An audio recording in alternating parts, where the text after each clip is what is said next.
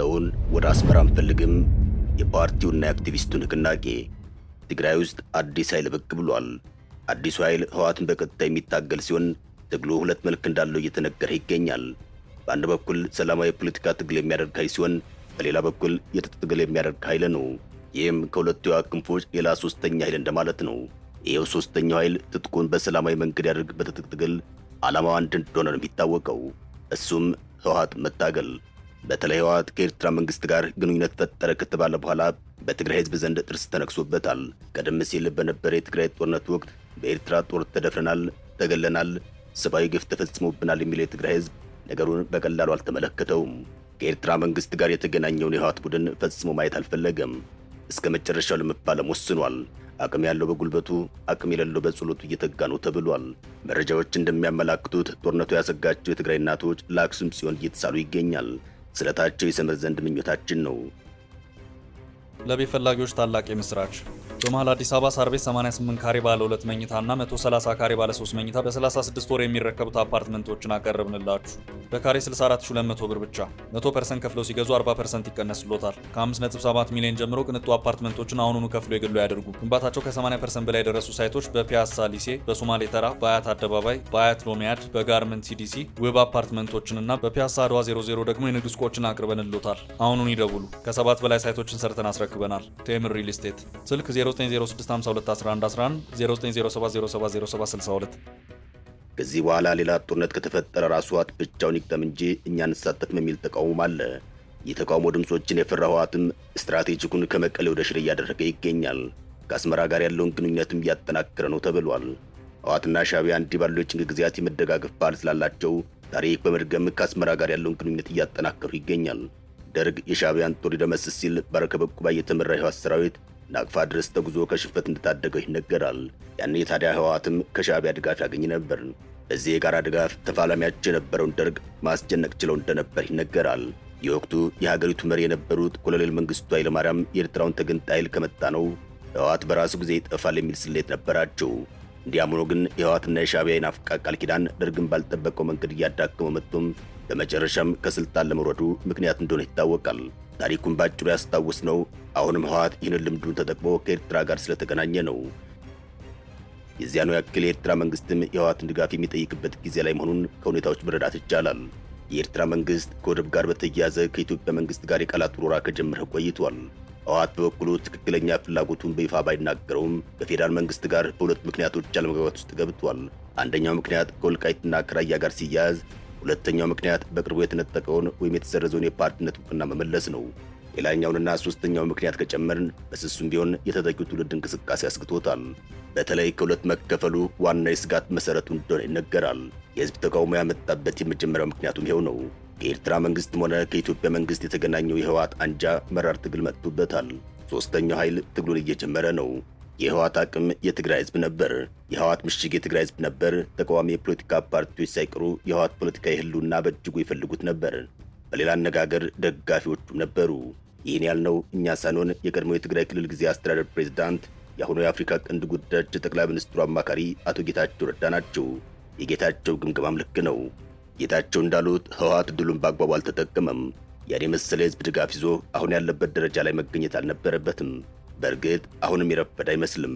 ወጣት አመራሮችን ወደፊት ከማምጣት ይልቅ ወደ ኋላ እየደፈቀ ሁሉንም እኔ ብቻ ለቆጣጠር ማለቱ ጠቃሚ እንዳልሆነም አቶ ጌታቸው ረዳ በሚገባ መልኩ ተንትነው ማቅረባቸው ይታወሳል። ህወሓት ራሱን ገምግሞ ከወጣቱ ትውልድ ጋር መግባባት ካልቻለ 1 ዓመት እንኳን እንደማይዘልቅ የተናገሩት አቶ ጌታቸው በእርግጥም የውስጥ ድክመቱን ከመረዳት መሆኑ ልብ ይሏል። የሆነ ሆኖ ጌታቸው እንደተናገሩት በህወሓት ላይ የጨከነ ትውልድ ፈጥኖ ትግሉን እየጀመረ ይመስላል። ከአዲሶቹ መካከል በሰላማዊ ትግል ብቅ ያለው ውናት ያወጣው መግለጫ ማሳያ ነው። በእርግጥ የክልሉ የፖለቲካ ሂደት እጅ በዛበት መስሏል።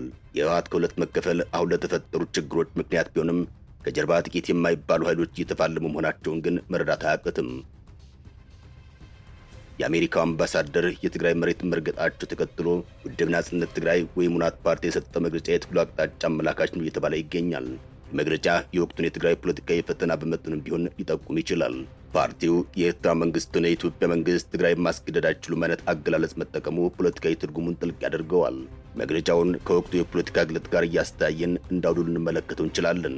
በቀዳሚነቱ ናት በትግራይ እስከ ዓመፅ ድረስ የሚሄድ የህዝባዊ እምቢተኝነት የፖለቲካ ትግል እንደሚያካሄድ ያሳወቀበትን ምክንያት መፈተሽ ይጠይቃል።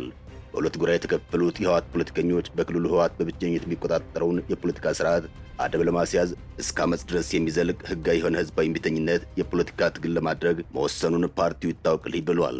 የፓርቲው ምክር ቤት ያካሄደው መደበኛ ጉባኤን በማስመልከት በመቀሌ ከተማ በሚገኘው ጽህፈት ቤቱ የሰጠው መግለጫም ጠንከር ያሉ ጉዳዮች በድፍረት በማንሳት የሞገተ መስሏል። ሁለት የህወሓት ጎራዎች ከኤርትራ ህግደፍና ከብልጽግና ፓርቲ ጋር የፈጠሩት የኃይል አስተላለፍ በትግራይ ላይ ሊያስከትል የሚችለውን አንድምታ ጉባኤው እንደተወያየበትም ነው በመግለጫ ያመላከተው። የህወሓት ሁለት አንጃዎች በየፊናቸው ከፌዴራልና ከኤርትራ መንግስት ጋር ለመተባበር እየጣሩ መሆናቸውን የትግራይ ነጻነት ፓርቲ በመቃወም ተውን አታስገድዱን ብሏል። አያይዙም ሁለቱ የህወሓት አንጃዎች አንዳቸው ከአዲስ አበባ ሌላኛቸው ከአስመራ ጋር ለመወዳጀት እየጣሩ ስለሆነ ይተውም ብሏል። አሰላለፎቹ መልካቸውን ቀይረው ትግራይን ወደ ከፋ ችግር ሊያመሯት እንደሚችል በመግለጽም ተችቷል። በአጠቃላይ የትግራይ ነጻነት ፓርቲ መሪዎች እንዳሉት ሁለቱ አንጃዎች ከአዲስ አበባም ከአስመራም ጋር ለመስራት በየፊናቸው የሚያደርጉት ተቃራኒ ጥረት አደገኛ ሳይሆን አይቀርም። ፓርቲው ከላይ ለተመለከታቸው ችግሮች መፍትሄው አንድ ብቻ መሆኑን በመግለጫው ላይ አመላክቷል። እሱም የፌዴራል መንግስትና ህወሓት የፕሪቶሪያን ስምምነት በሙሉ ተግባራዊ ማድረግ፣ ይህም በአደራዳሪው አሜሪካ ጭምር የተሰጠ ምክር የተላለፈ መልእክት ነው። በህወሓት ላይ የተፈጠረውን መከፋፈል ተከትሎ ሁለቱ የፓርቲ ቡድኖች አስመራና አዲስ አበባ ካሉ ኃይሎች ጋር ተገናኝተዋል። እንዲህ አይነት ግንኙነት ያሰጋኛል ያለው ፓርቲው ካለፈው ጦርነት ገና ያላገገመች ትግራይ በእነዚህ ኃይሎች አሰላለፍ እንዲሁም ከነሱ ጋር እየተወዳጁ የሚገኙ የፖለቲካ ኃይሎች ገለልተኛ መሆን አለባቸው ብሎ እንደሚያምን ይኸው ፓርቲ አቋሙን አያይዞ ጠቅሷል። ትግራይ የኢትዮጵያ ህግ አውጭ ተቋምን ጨምሮ በአጠቃላይ በፌዴሬሽኑ ውክልና የላትም፣ ኤርትራ ደግሞ ሌላ ሀገር ናት በማለት ገለልተኛ አቋም መያዝ ለሚለው ሙግት እንደ ምክንያት አቅርቧል። በህወሓት ከፖለቲካ ፓርቲነት መሰረዝ ዙሪያ አስተያየታቸውን የሰጡት የትግራይ ነጻነት ፓርቲ ሊቀመንበር ዶክተር ደጀን መዝገበም የህወሓት መሰረዝ የሚያፈርስ የሰላም ስምምነት የለም ሲሉ ተደምጠዋል። ሁለት የህወሓት ጎራዎች ከኤርትራ ህግደፍና ከብልጽግና ፓርቲ ጋር የፈጠሩት ወዳጅነት በትግራይ ላይ ሊያስከትል የሚችለውን አንድምታ መክረውበታል። ህወሓት በውስጡ ባጋጠመ መከፋፈል ምክንያት ገሚሱ ከብልጽግና ገሚሱ ከሻዕቢያ ጋር ህብረት እናደርጋለን እያለም ወደ አልተፈለገ ሌላ ዙር ጦርነት ልንገባ እንደምንችል በስፋት እየታየን ያለው ፓርቲው በእነዚህ ኃይሎች የሚፈጠር ጦርነት የትግራይ ህዝብ የጦርነቱ ገፈት ቀማሽ ሊሆን አይችልም ሲሉ አያይዞ ገልጿል። እናም ነገሩ የበርካቶች መወያያ አጀንዳ ሆኗል።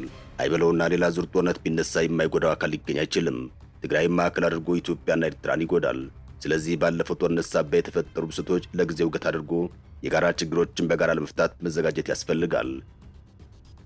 እየመጡ ያሉ ስጋቶችንም በዚያው መተንተን ያስፈልጋል።